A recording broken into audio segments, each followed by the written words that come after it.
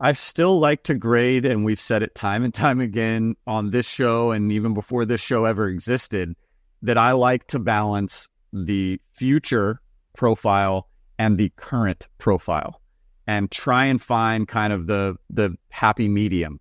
And for me, right now, the happy medium leans Jaden Woods and has leaned Jaden Woods. I think right now the floor on Jaden is higher than it is on Babs. I think that he's less of a project, if you will, in terms of once he gets on to the college level, having to adjust to whether it be speed, having to adjust to certain aspects of the game, certain aspects of strengths, conditioning, and all those sorts of things.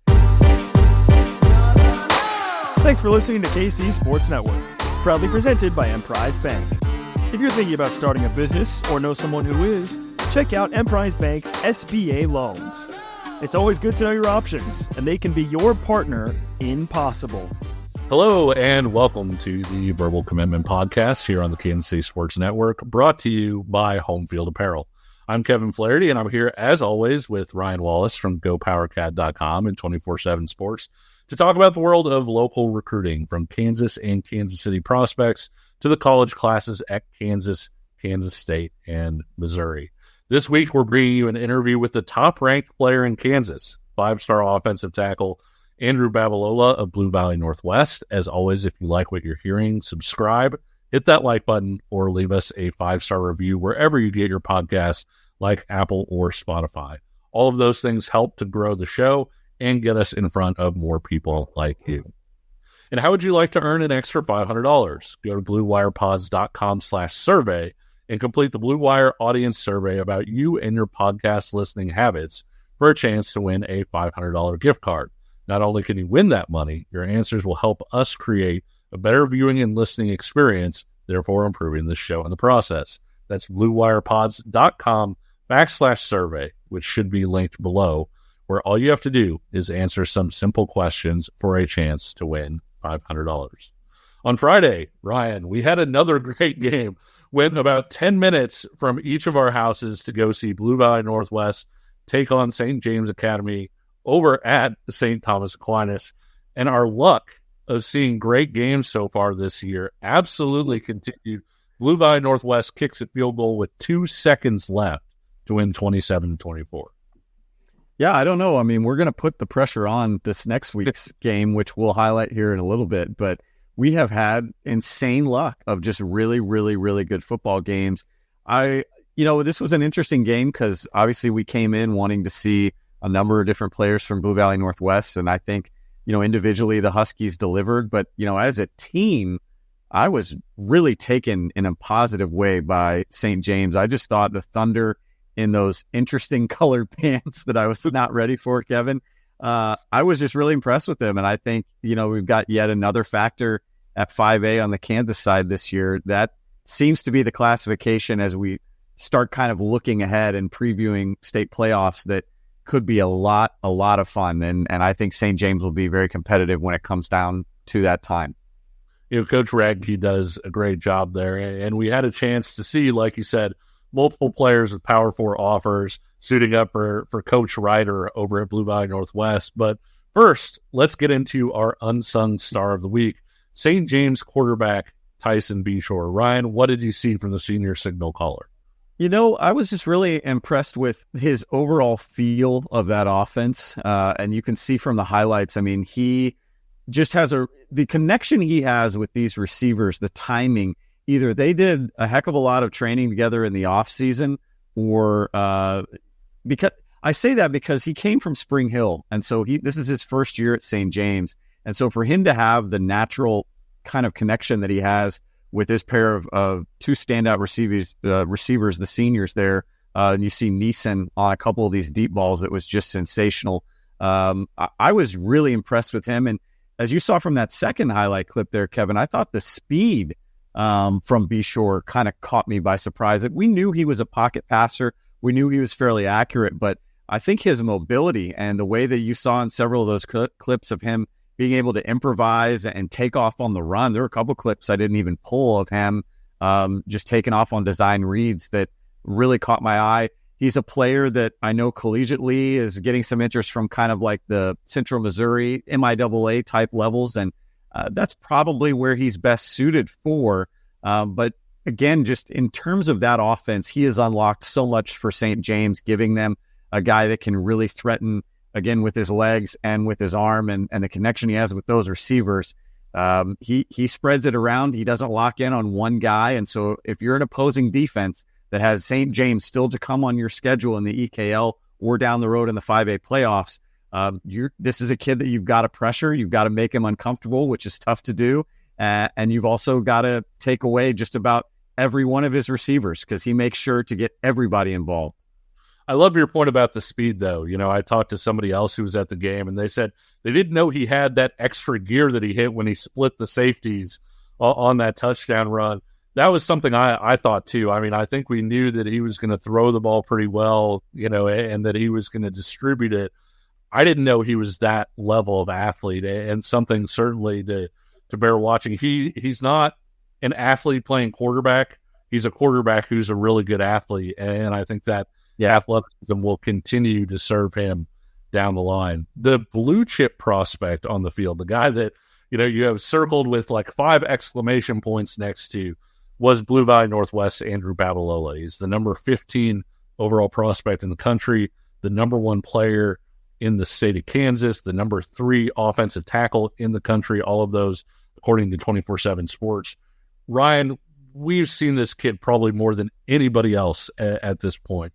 And one of the things that kind of struck me was how much he's improved from the last time that I saw him. Yeah. I mean, he's the number 1 kid in the state for a reason, and we can kind of get into that, and we've gotten into it before, but I was really taken by kind of the level of aggression that we saw in him as a run blocker.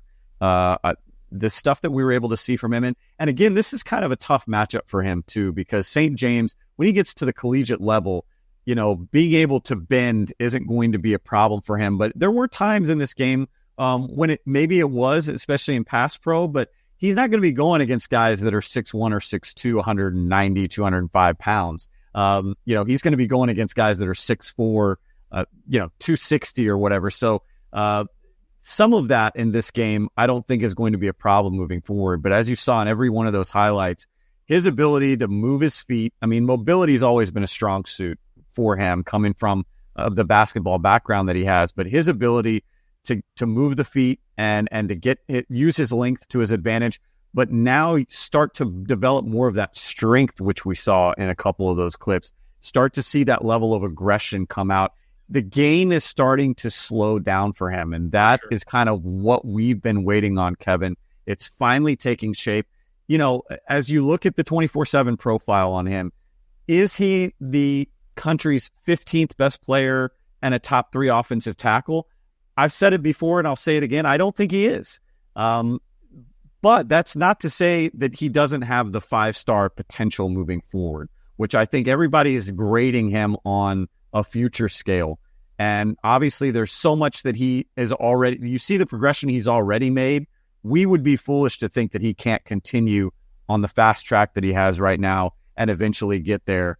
He's a great kid to talk to, as you'll hear from in our interview moving forward. And I'm really, really curious to see the school that he ends up picking. Yeah, he's got some really interesting options there. Ryan, I hate to put you on the spot, but kind of love to put you on the spot as well. Let's do it. We have seen Jaden Woods, who we had going into the season as kind of the number 1 guy in the Kansas City metro area. That would also make him, you know, potentially the number 1 guy in the state. I know we've talked about Lincoln Cure maybe being right there, you know, maybe even a little bit higher than Jaden. Based on seeing Jaden Woods and seeing Andrew Babalola already in this young season, how would you stack those two in your own rankings? I still like to grade, and we've said it time and time again on this show and even before this show ever existed, that I like to balance the future profile and the current profile and try and find kind of the happy medium. And for me, right now, the happy medium leans Jaden Woods and has leaned Jaden Woods. I think right now the floor on Jaden is higher than it is on Babs. I think that the he's less of a project, if you will, in terms of once he gets on to the college level, having to adjust to whether it be speed, having to adjust to certain aspects of the game, certain aspects of strengths, conditioning, and all those sorts of things. Babs has the higher ceiling. You know, if you're talking about NFL guys, I mean, he has everything you want in an NFL level offensive tackle. That's not to say Jaden can't get there. I'm just saying, I think in terms of what you want in an offensive tackle, you know, on a plate, on paper, Andrew Babalola has all that. But again, I like to grade kind of in between. And I think technically Jaden Woods is further along right now than Andrew Babalola. But you have to commend, again, the Andrew Babalola that you and I saw last year with the one that we watched last Friday night at St. James, because I definitely think he's showing a physicality, he's showing a toughness, and he's showing an ability to absorb information at a rapid pace and start to put it all together as a senior. Both of those guys, I think, have really shown an ability to adapt. You know, that's one of the things that we talk about being a major strength with Jaden Woods is he's one of those guys, you tell him something, you tell him once, and he's able to pick it up and apply it. He's exceptional at that. And like you said, we've seen that similar development with Andrew Babalola coming from a guy that really didn't have much of a football background to where he's at now. Now, can I put you on the spot for a second? And again, we'll get into stay tuned, because Babs will break down each and every aspect of his recruitment in a pretty lengthy interview that we have coming up. But I'm curious to hear from you. The 5 finalists that he has right now are Missouri, Oklahoma, Stanford, Auburn, and Michigan.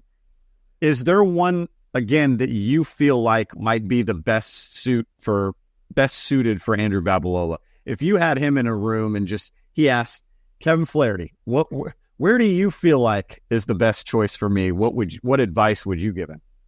I feel like Stanford feels like the best cultural fit, you know, in terms of the personality, all of the things that go on. I agree. With that. I think Michigan is so intriguing because it provides that balance between he is a kid that academics is really important to. It's not just a line with him. A lot of guys are like, oh, you know, I care a lot about academics, and then they go to a school that's not super academically inclined.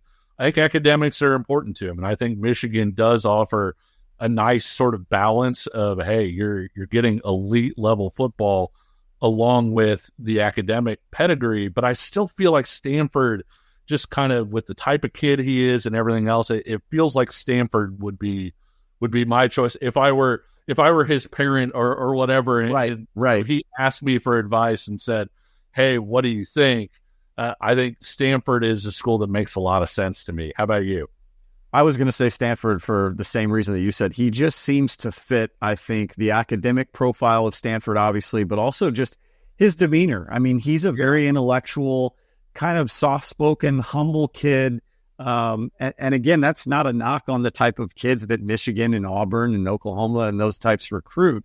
But I just think that at a place like Stanford, I don't think he's going to get lost. And I also don't think he's ever going to get passed over, because like I said, I still think there's work to be done with him as a football player. And I worry at Michigan, there's a type of mentality, there's a type of person that you have to be in order to kind of hang with those guys. They're rough, they're rugged, they're ready to go, they're immensely physical, they're kind of intense. I don't know if he really fits that or not. With Auburn, I think the SEC profile there, I kind of worry a little bit with them that maybe they think he might be more ready to go. And if he's not, if they'll just start recruiting over him.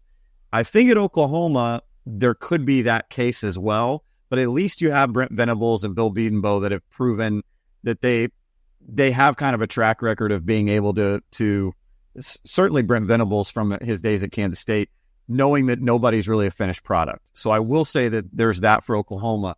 But again, when you look at the academic profile, the locker room culture, he can go be a 5-star guy at Stanford, and he's going to be a 5-star guy everywhere. The spotlight's going to be on him because of that rating, kind of unfairly as we as the scouting industry have done to him. There's going to be the spotlight on him. But I think at Stanford, there's not going to be the pressure to immediately deliver. You can go and be a highlight player at Stanford and they'll still be okay if it takes you maybe 2.5 years to really, put your britches on, so to speak. So I like the idea of Stanford for him, but who knows? We'll have to wait and see. Yeah, it should be a fascinating choice. Ryan, both of us love Kansas State commitment Brock Heath for a lot of reasons. Really impressed us with his toughness, though, on Friday night. Yeah, I mean, he is so technically sound. We've talked all, since, again, the birth of this show, that he's one of the most kind of fundamentally sound offensive linemen that you're going to find in the Metro on either side, Kansas or Missouri combined. I love the tenacity that he plays with. Kevin, we were standing there when he went on the field against St. James, that opening snap, and he kind of walked right by my shoulder, and I heard him kind of repeating under his breath to himself, controlled aggression. And that is Brock Heath. Like, in a nutshell, I've kind of coined this nickname for him, and I'm going to stick by it. He is Dr. Jekyll and Mr. Hyde, because he is completely different on the field than he is off the field. I mean, on the field, he wears the eye black that is just caked, and by the end of the game, it's like, just bleeding down his face from sweat. He refuses to come off the field. He's playing through kind of some nagging minor stuff right now that just goes to show his toughness, that like every week it's like, is he going to be ready on Friday? And he will not remove himself from the field on Friday. He's playing an ungodly amount of snaps as a defensive lineman and as an offensive lineman. They're running behind him. He's pulling. He could play tackle. He can play center. And he's just mean and nasty on the field. And then after the game, Kevin, he's making his way over to shake our hands and, asking us how our night is. And, I mean, he's just an unbelievable kid. And I can't wait to watch him flourish at K-State. He's 260 pounds right now, and I thought he looked bigger. I thought his lower half, it just felt like he's really filled out well, and still has a ways to go in a good way up top. So he just strikes me. We've seen how good Sam Hecht has been for K-State this year in his first year starting and getting significant playing time. And I would not be surprised if Brock Heath kind of takes that similar trajectory of maybe taking a year to redshirt and then jumping full force in. Connor Riley's going to love this kid. K-State fans should be really happy to have him. Yeah, he's a much better athlete than people give him credit for, too. I think, when you look at him as a potential, say, offensive tackle, there is a lack of length compared to what you usually see from players at that position. But I almost think he could hang there, Ryan, because of the athleticism, the short area quickness, the agility and the different things that he has there. He can make up for it between the combination of the athleticism and the technical ability that you're talking about.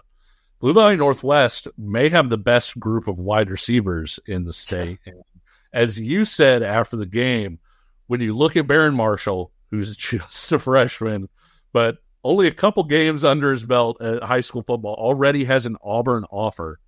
Aiden McGibney and Trevor Garlington, you're talking about three different guys that, as you mentioned, all three of them could be the number one wideout at the vast majority of schools in this state. Yeah, and so knowing what you just said, when we sit here and tell you that, knowing that any one of them could be a number one, and we come out of Friday night and it's very clear that Barron Marshall is the guy that's taking everyone's attention, and he's a freshman. Folks, if you're not in line for the scholarship offer, and Clint Ryder's tweeted it out, you're late. You're going to be late to this party. I pulled a highlight of Barron Marshall as a opening touchdown for Blue Valley Northwest. Take a look at this. I actually had to pull it from Nathan Baxter, the quarterback on this play. He had the highlight clip. Barron Marshall doesn't have it on his profile yet. But first off, a great throw from Baxter. But watch how he leads and baits that safety in to just hold him and then kind of slide outside so he doesn't get that double coverage. Baits that safety in, takes off, and then the way he tracked it over his shoulder, Kevin, was so natural for a freshman. So many times we see receivers at that age kind of fighting the ball, fighting to make the catch. Everything is fluid. Everything is smooth. He's fast. He's long. I think, muscular-wise, yeah, there's going to be some time, but we're talking about a kid that's, 14 years old? The blueprint for this kid, too, from a kind of a family history side of things, if you're looking at family lineage and those sorts of things, like we've talked about before, he's got an older brother that's a 6'5", 290 defensive tackle that's playing at Missouri, I guess I should say. And then he's got another brother that played at Aquinas that's now at Northern Iowa. So 2 older brothers that are already playing collegiate football at a high level. The sky is the limit for this kid. He's going to be the next big thing at wide receiver on the Kansas side and the Metro. And again, as you said, Auburn has already offered. You better get your butt in line right now or you're going to be late. Again, his huddle, if you go to his huddle right now, there's nothing to see. Once that populates, game over. The kid is going to be, we heard it from Babs as we were walking off the field, Kevin, and we said, man, the Baron Marshall kid's pretty good. And he just looked at us and go, you haven't even seen what he does in practice, guys. Yeah. There's a reason why we were hearing 5-star buzz about this kid as a freshman heading into his first season at Blue Valley Northwest. You're going to hear a ton more after the season. I think when people talk about catch radius, a lot of times they talk about somebody's ability to go get the ball up high. And I've always thought about it as, making plays around your frame, basically. And one of the things that I think stands out about Marshall is he's really fluid. He can catch the ball when you throw it at his ankles. He can catch the ball, throw it far. He adjusts to the ball so well and has great body control. The interesting thing on this one to me, Ryan, is, and you'd know better on Kansas State than I would probably know better on Kansas than you would. It feels like neither Kansas nor Kansas State usually get into recruitments this early. Right? Kid is a high school freshman, but you've got a kid who's right there on the Kansas side of Kansas City, already has an SEC offer. How long are KU and K-State going to sit this thing out and kind of take their time with it before they decide to hop in? Well, yeah, I mean, let's just take, you mentioned the K-State example. Let's take the backfield right now of Dylan Edwards and Avery Johnson. Neither one of those guys, to my knowledge, that I can remember was offered as a freshman. I know Avery wasn't. K-State wasn't even first to the punch for Avery. They were like number 3, 5 on his offer list initially, as I think it was towards the tail end of his sophomore season, maybe. And I think with Dylan, it might have been a little bit earlier because obviously Dad Leon being a legacy and all that. So they kind of had a little bit more intel there and maybe an inside track. But yeah, I don't remember him being offered as a freshman either. With Marshall, again, Kevin, I think I don't fault KU or K-State for not jumping in that early on kids, sure, right? Even the local ones. But in this case, this feels like one that you really don't want to get yourself too far behind in. Yeah, I would 100% agree with all of that. Trevor Garlington, a guy that I mentioned in that group of receivers, Ryan, his future might be at cornerback. He looks pretty good there. And I want to bring in another guy talking about him as well. When you paired him in the defensive backfield with JoJo Arnold, I thought Blue Valley Northwest looked pretty good in their defensive backfield when those guys were on the field together. Yeah, you had some moments when St. James kind of took advantage when Sam Neeson wasn't with JoJo Arnold. I thought JoJo Arnold did a really good job on Sam Neeson, and you and I have talked about how underrated we feel like Neeson is, and he showed it. When he got the right matchup, he exposed Blue Valley Northwest. But JoJo Arnold is I think can run a 4.4. I mean, I think he's 4.47 from a PR standpoint, probably hand time, but still the quickness. I mean, he had an interception that I believe was returned for a touchdown, and if it wasn't, it was 85 yards and got knocked out right before the goal line. So the speed and the length is there for JoJo. But when you talk about Trevor Garlington, they seem to bring him in. And unlike a lot of, I think, DBs, or what we think of as DBs is, they're kind of receivers that struggle to catch, right? That's why they get moved to corner, is they're like athletic receivers that maybe just don't have the hands to play receiver. Trevor Garlington does have those ball skills. He is a reliable threat as a receiver. But he, again, the ball skills and the way that he can adjust his body and the speed for him is so good. I just think from an agility standpoint, and we talked to him after the game, I think that might be in terms of his college future. I don't know how many schools are after him at that position, but I think that once he gets on campus, wherever that may be, sounded like South Dakota State showing some significant interest. Wouldn't surprise me if they go, yeah, let's flip you over and kind of see what happens on the defensive side of the ball. And I think that a lot of schools are going to be really happy with the dual kind of threat that he could provide to a roster. Flipping across the side of the line of scrimmage, that St. James wide receiver group is pretty good. And we've spoken about Sam Neeson quite a bit on here. He just continues to impress. St. James can kind of lull you to sleep a little bit, throwing horizontally. They throw a bubble screen over here, and then it's a short slant route over here. And next thing you know, Neeson's getting a catch over your secondary over the top. Yeah, I mean, Neeson isn't even the only one over there. I mean, Parker Chase was the other one. I had to look up the name. Parker Chase was, I thought, really strong in this game too. And I think statistically, he came in kind of as the guy who had more yardage. And I see why. He's built a little bit more stocky than Sam Neeson is. But he's kind of the guy that you can send over the middle for more of those contested catches. And yet he's still agile enough to get some yards after contact. Neeson is more the home run threat. He's the guy that they're going to try and, again, kind of get the right matchup for and exploit downfield. But I tell you what, St. James is just really good across the board at the receiver position. It just seems like they have like clones of these guys that they bring in every year. They're not as tall and as big as, and now I'm blanking on his name, the player that they had a couple years ago that we loved that went to Iowa State on a PWO. I'm blanking here, but they don't have that kind of size. But when you think about like slot receiver types, I mean, they've got guys that just know how to get open. They have a really, really good feel for that offensive system. They have a really good feel for being able to see the open spots in a defense and again, create some yards after the catch too. They're a dangerous offense from a passing standpoint. Yeah, you get Chase kind of on that side-to-side stuff. He's making short catches, turning them into, making a catch at the line of scrimmage, turning it into 7 or 8. And, you get lulled up enough with that stuff, they can get you over the top. And Sam Neeson's a really good route runner, with his athleticism. The one other guy I wanted to mention real quick, defensive end Max Riquette is a guy that, is pretty good athletically. Maybe doesn't quite have the length that you would want at that defensive end spot, but he's a really good player, and he really fits that St. James defense where, you have a group of guys that are kind of not the tallest, not the longest, but my gosh, they stick. I mean, they've got some physicality to them. Yeah, and again, like I said with Babalola, I mean, guys that understand they got to get low and they play with good bend, but also don't lose a whole lot of speed. I mean, he showed a couple different occasions that if you're not going to get a solid hand on him as a blocker, he's going to either blow through you or blow by you.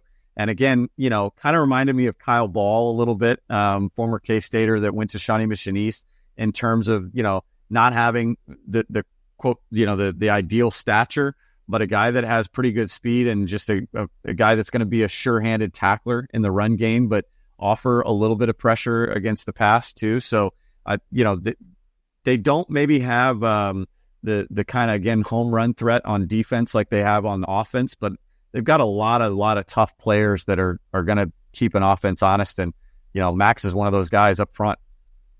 Tyler Claiborne, by the way. Tyler Claiborne, there it is. Yeah, heck of a player at St. James Academy. That game getting a last-second decider means that our game this week has a lot to live up to, and we will be heading to Lawrence to see the Chesty Lions host defending 6A state champion Gardner-Edgerton. Let's start with Lawrence real quick, Ryan. Tulsa Commitment Banks Bowen's having a really big year. Yeah, I mean, he's going to be in the discussion at this point for the Simone Award. He's putting up rushing numbers. He's putting up passing numbers. I think you and I both agree, I think he'd be a stellar safety. I mean, you can throw him on that side of the ball and he can be a difference maker. It is unbelievable the season that I think he's having, and kudos to Banks because he's put in a ton of time to develop himself as a quarterback and not just be an athlete, but now he's showing those skills that he's learning as a quarterback while also going, well, if this play breaks down, I trust myself as an athlete to go and make the most of it. And he has been a nightmare for local defenses so far this season. He's got a nice running mate in Jalen Parks, who plays both wide receiver and safety for him. Ryan, we got a chance to see him, obviously, at Mill Valley 7-on-7. I like him a little more at safety. I think he's got some physicality there, and I think the ball skills play out really well there, too. He's got some good wiggle, though. I thought he really impressed me at Mill Valley 7-on-7 team camp as a receiver. Again, like you said, tracks the ball so well. And again, kind of gives Banks Bowen a guy that can be, a home run threat for them and the deep ball guy. Jalen is definitely a deceptive playmaker in the Metro that you absolutely have to keep your eyes on. The headliner for us in that game might just be 2026 Lawrence linebacker Josh Galbraith. He's one of the top junior athletes in the state. He's a linebacker that has legitimate 4.4 speed. Ryan, what are you looking forward to seeing about Galbraith? Well, I want to see if he lives up to the hype. Top 10 player in the state. He's probably on the cusp of top 5 right now. I think at 24/7, he's just outside the top 25 nationally as an overall athlete. And that's what I want to see is what kind of a level athlete is he? I mean, we've got offers from Nebraska, Michigan, K-State, KU, Iowa State, and Illinois already there on the plate for this junior. The question is kind of what position is he? Is he a 6'3" guy that could bulk up and grow even a little bit and be more, kind of that defensive end hybrid? Or is he more of a true kind of outside linebacker type? I want to see how he covers space. I mean, we know that he's a freak athlete, probably the best athlete on the field, and that's saying something after what we just said about Parks and Bowen. But I want to see, again, kind of how he chooses to cover, how he moves laterally, sideline to sideline, because he's got the frame, right, to be a difference maker against the pass and the run. I want to see kind of the physicality, how that body moves in terms of, is he going to be a north-south guy, or can he also be north-south and east to west? We will get to Gardner's side of things here in just a minute, along with our interview with 5-star Andrew Babalola. But first, we want to hear from you guys. Are there any local teams or players that you want to hear more about? Want to talk more about your school's recruiting class?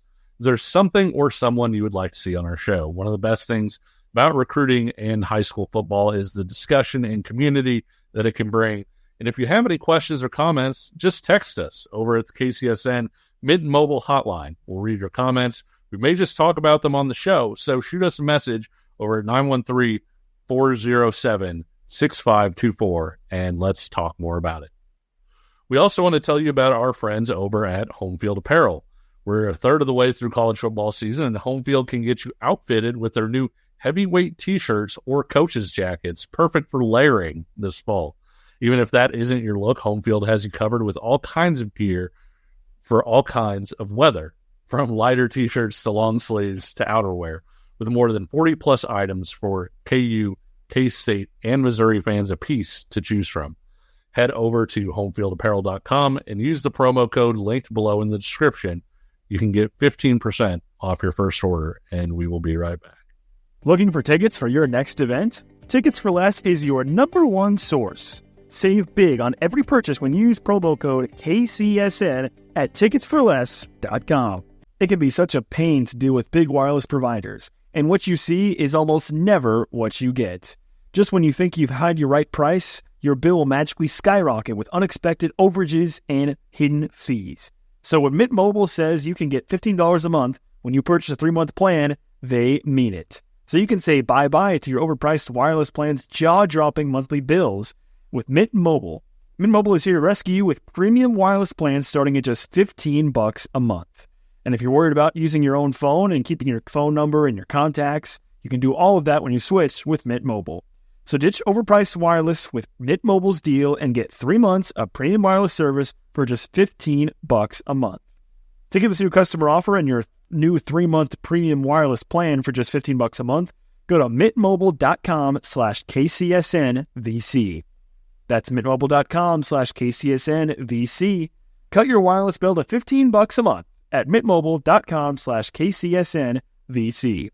$45 upfront payment required, equivalent to $15 per month. New customers on first 3-month plan only. Speed slower above 40 gigabytes on unlimited plan. Additional taxes, fees, and restrictions apply. See Mint Mobile for details.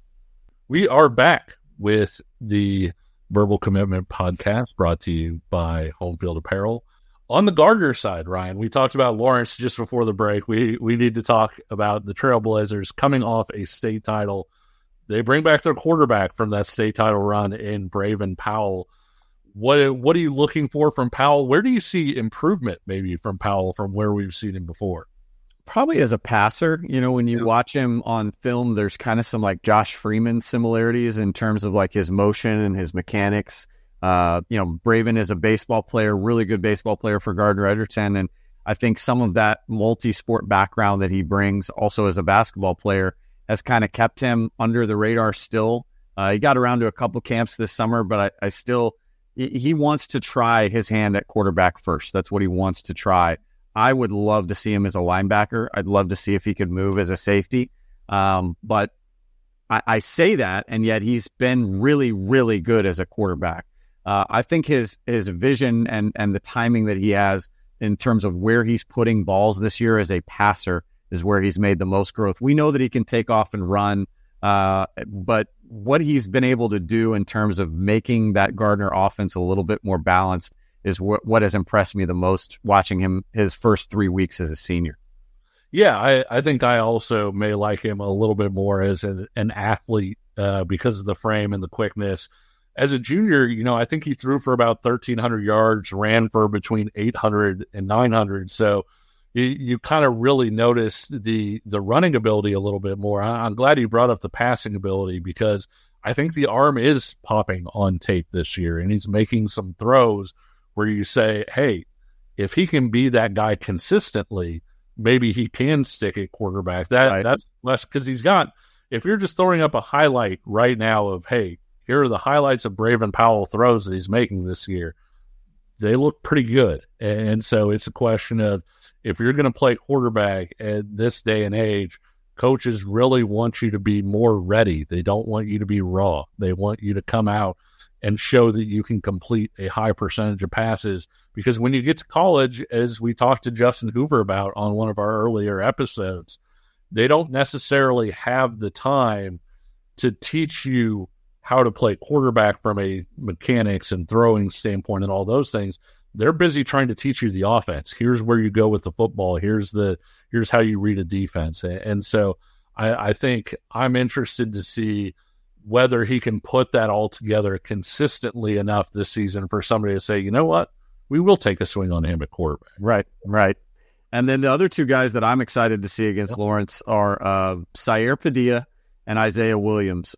Sayer Padilla, the train is going to grow. The bandwagon for him is going to grow. I'm just calling it right now. I've been the conductor. I'm in the conductor seat. So if you want to jump on the train, you got to get behind me. I've been here.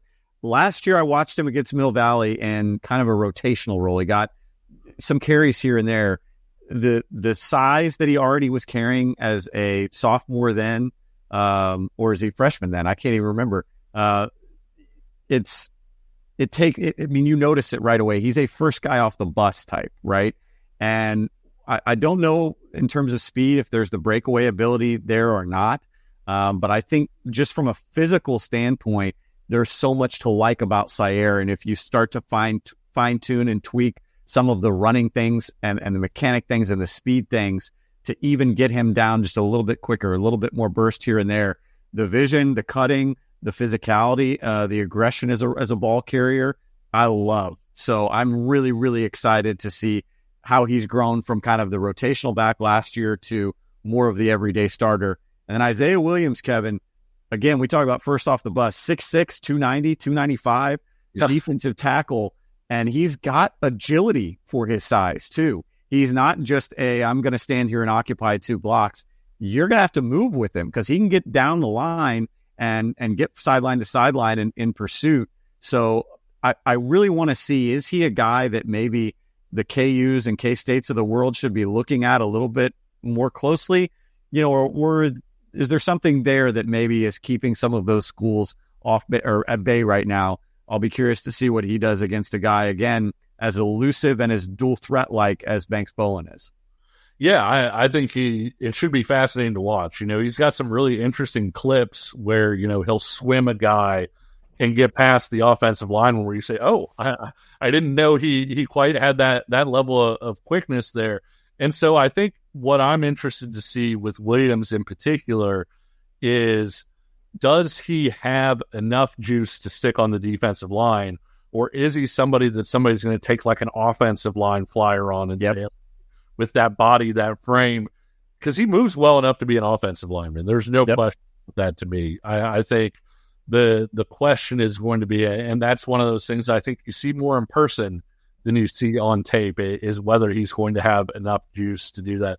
I really liked you bringing up Padilla, because I think between he and Reggie Reese, 2026 running backs in the area, you're going to have some really fun ones to watch. And both of those guys, I think Padilla is maybe even a little bit more explosive than Reese is at this point. But I think both of those guys have the frame that you're looking for. So often in Kansas, we see a running back and we're like, God, that guy's so good, but he's sawed off. He's 5'7". He's 5 foot. And college coaches don't want that guy right now. They want a bigger frame type of guy. Both of those guys are going to be there from a frame and size standpoint. The question is whether they can put their stamp on it with enough agility, enough explosiveness. I think I see a little bit of that with Padilla to say yes, probably right now based on early on, but you want to see more of it. Yep. I mean, Trayvon Wrench was the last one at Gardner in terms of the backfield, and I think Sire Padilla will be next in line from the standpoint of a recruiting profile that people are going to come and watch and evaluate. A level or two behind Isaiah Williams on that defense is Caleb Dewey. Versatile guy, really does some nice stuff as a linebacker, does some nice stuff as a safety. Yeah. Really good high school player. I don't know what his level is at this point, Ryan. So he's another guy that I think I'm interested to see in person. Yeah, I mean, linebacker-wise, he's putting up great defensive stats. He's going to be, up for the all-state teams and all-metro teams and what have you. Just a really, really solid high school player. Again, we want to see on Friday night, is he more than just a good high school football player, and if he can play at the next level, what level is that? Excited to see him compete against Lawrence as well.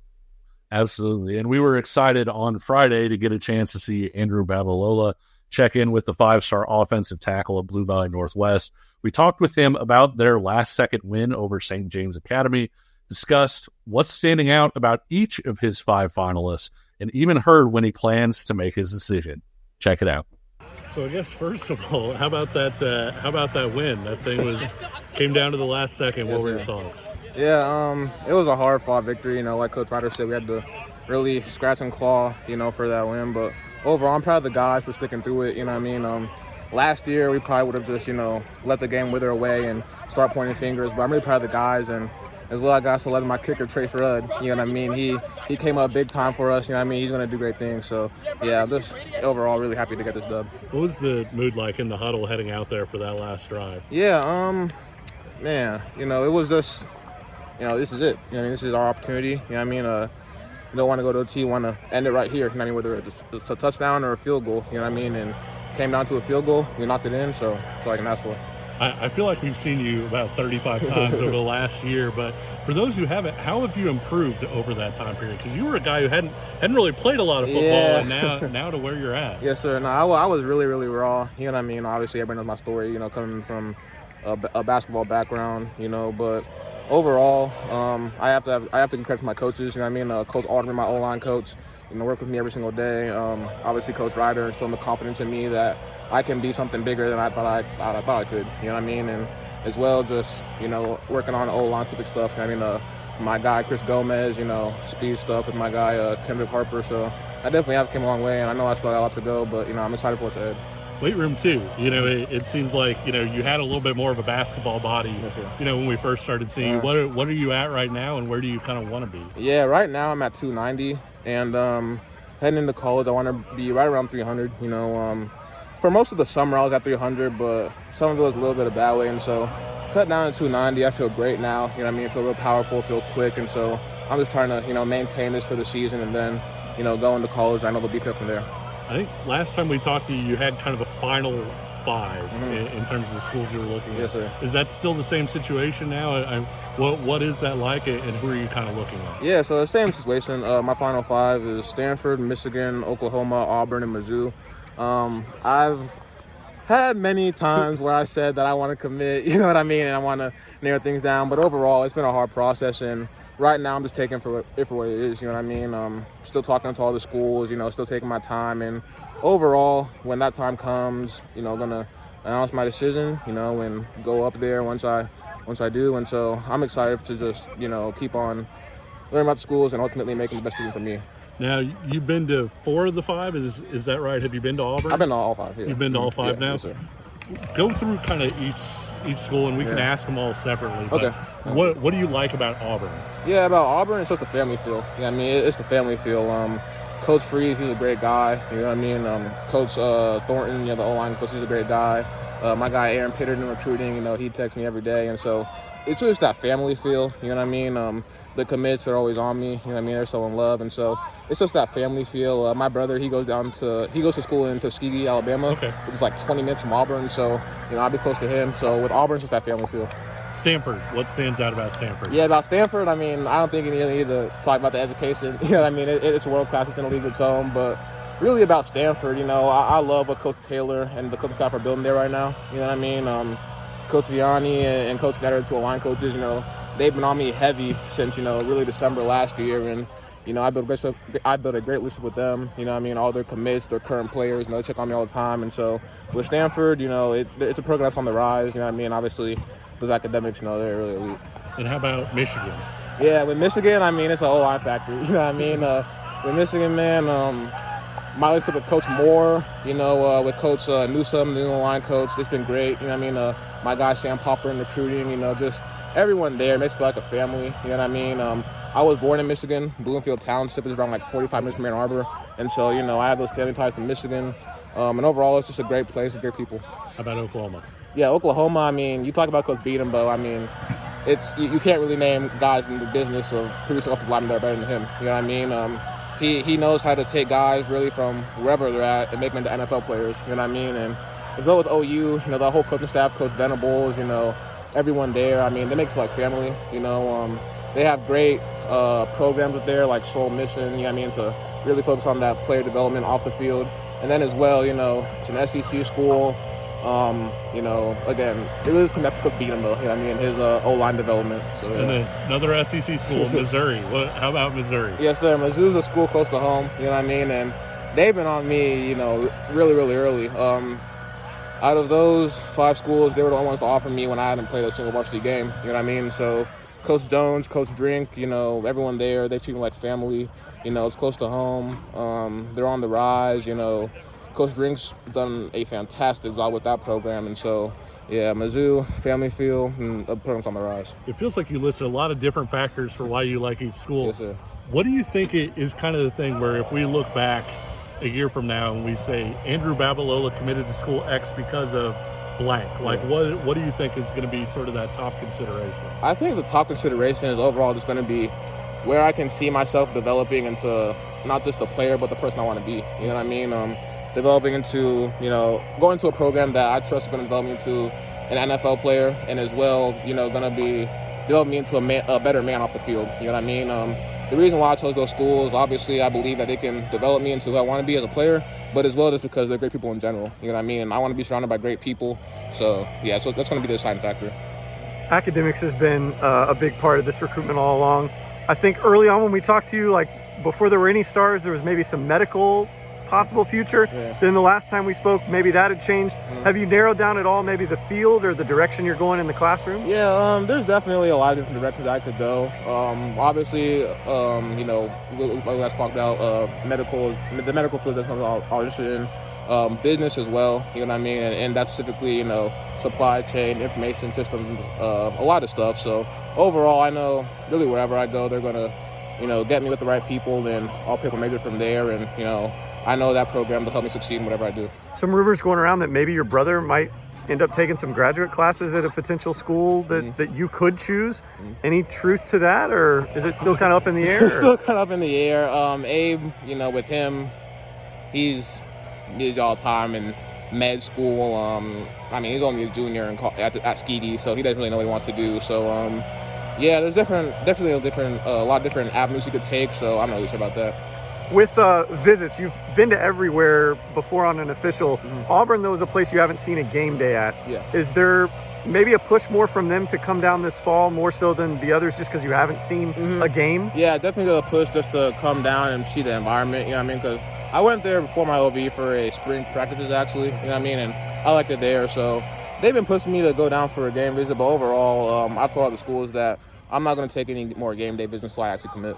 I was going to say, even if you had the inkling to go somewhere, your schedule is going to be tight enough where it would be really hard to get another visit in. Yes, sir. Yeah, definitely will be. Let me ask you this. You said you've been close to making a decision several times now. Has the top spot changed?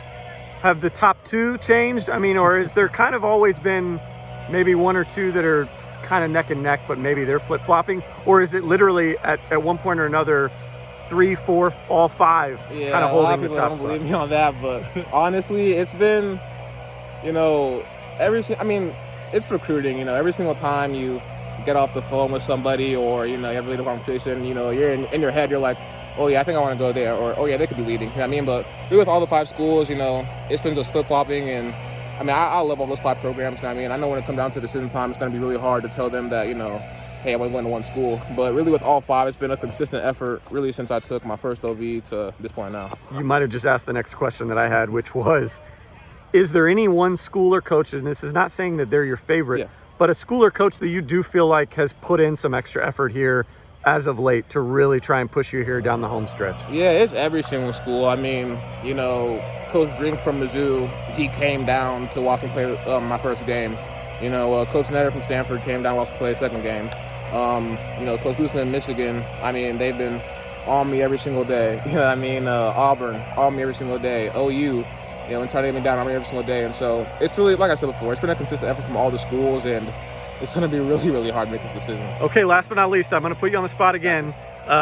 If you had to kind of guess when you might think about a time frame to commit, is there one out there, knowing that it could change again, but is there kind of a date or a time in mind that you're starting to think about? Yeah, so a time in mind, it will 1,000% be before the regular season ends. All right, so I'm not going to say, it could be next week, could be in 2 weeks, because, I've changed that a lot, but it'll be before the regular season ends. And typically for folks outside of this state, that's usually around the beginning of November. Yeah, I think when playoffs start. Yeah, late October for me, yeah. Yes, sir. There you go. Andrew Babalola here at St. James victorious. Yes, sir. Thank you. And that should wrap it up. Thanks to all of you for watching and listening to the Verbal Commitment podcast on KCSN. If you like what you've seen or heard, leave us a like, subscribe, or hit us with a 5-star rating. And until next time, we'll see you on the trail, and take care.